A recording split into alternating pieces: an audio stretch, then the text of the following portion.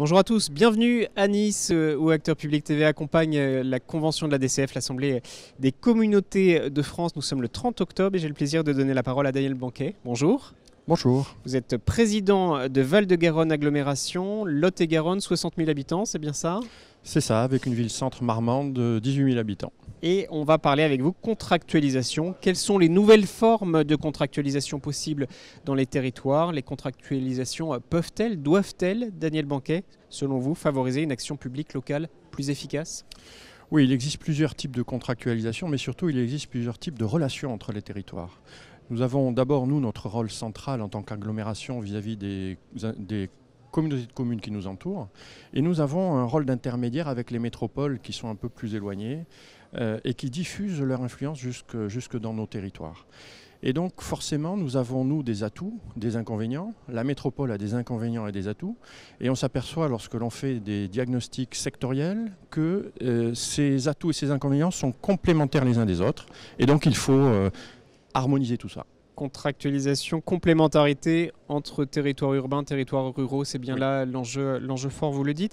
Ces coopérations, Daniel Banquet, existent déjà. Il y a un certain nombre de structures, de dispositifs. Je pense aux PETR, les pôles d'équilibre territoire et rural, les SCOT, schéma de cohérence territoriale, les pays, les établissements publics de bassin, etc. etc. Est-ce qu'il faut aller plus loin pour répondre aux fractures territoriales dont on parle tellement depuis quelques mois ? Il faut aller plus loin, oui, parce que ce ne sont pas les mêmes secteurs, mais ce n'est pas seulement pour répondre à la fracture territoriale. Aller plus loin parce que lorsqu'on aménage un SCOT, lorsqu'on construit un PETR, on aménage finalement son territoire et on construit une forme administrative du territoire à long terme. En revanche, dans la contractualisation interterritoriale, on est vraiment dans l'équilibre, enfin dans les relations entre deux territoires vécus, c'est-à-dire une métropole et pour ce qui nous concerne, un territoire d'équilibre entre l'est du Lot-et-Garonne, Villeneuve-Agen, et la métropole elle-même. Donc ce territoire d'équilibre, il a ses propres caractéristiques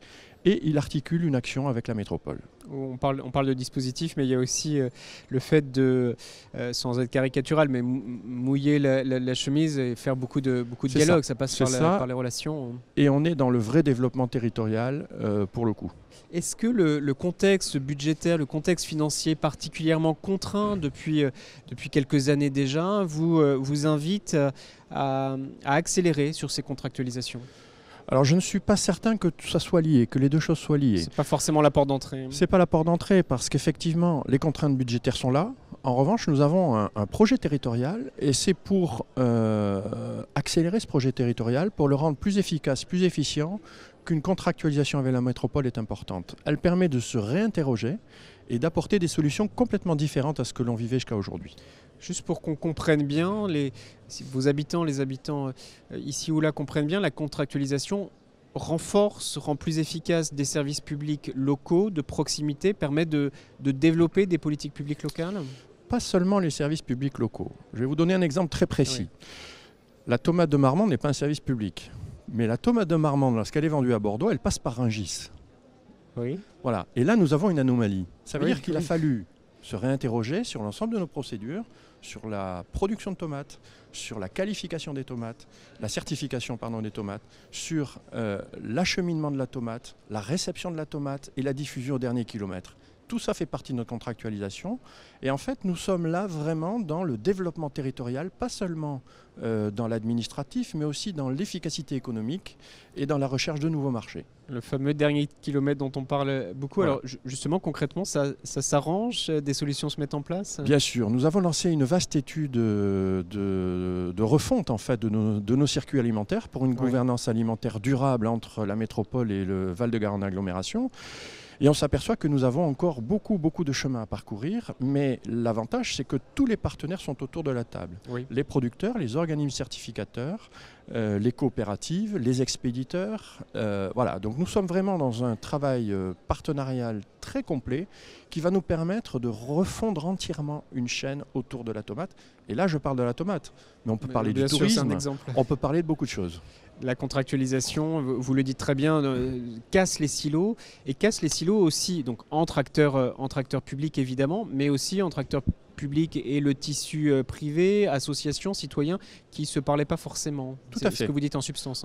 On réinterroge l'ensemble des procédures et des acteurs de chaque filière, et là c'est une bonne chose.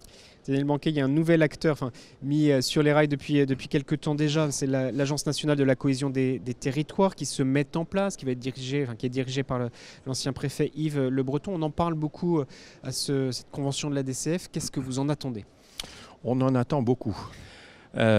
Pour tout dire, mon territoire a coché pratiquement toutes les cases des appels à projets, c'est-à-dire Action Cœur de Ville, Territoire d'Industrie, Réinventons nos cœurs de ville, enfin toutes les cases quasiment ont été cochées. C'est à peu près le cas partout en France, sauf pour le contrat de transition écologique qui vient d'être lancé il y a quelques mois.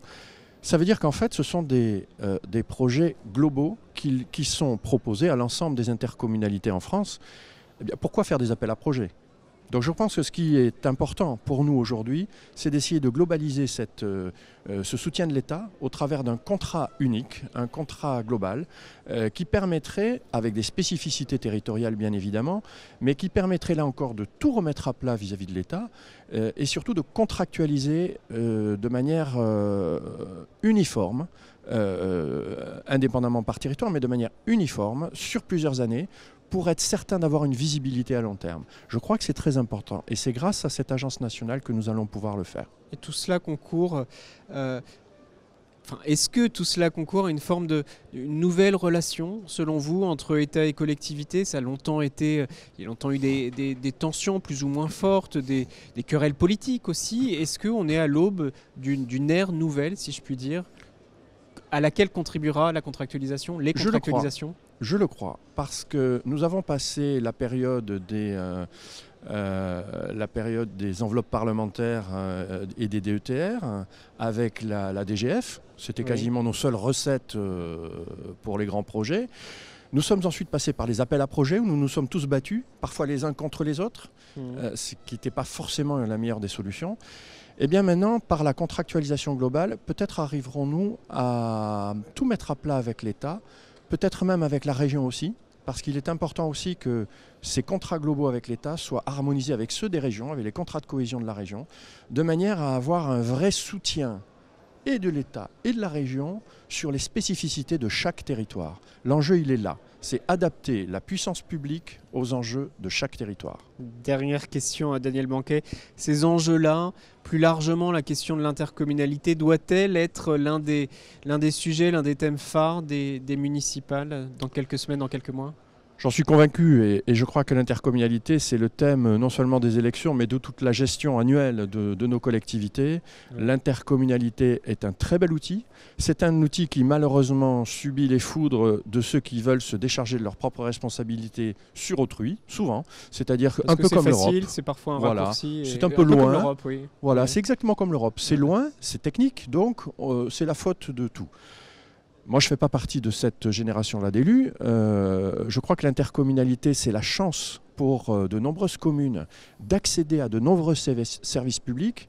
Comment aurions-nous pu structurer nos territoires sans l'intercommunalité ? Ça aurait été impossible, ni techniquement, ni administrativement, ni budgétairement.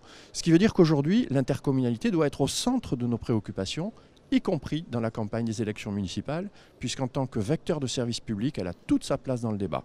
Merci beaucoup pour cet échange, Daniel Banquet. Merci de nous avoir suivis sur Acteurs Publics. Vous pouvez retrouver sur Acteurs Publics TV tous les échanges, toutes les interviews, les débats réalisés et les plénières aussi réalisés ici à Nice sur les supports de la DCF également. Je vous dis à très bientôt.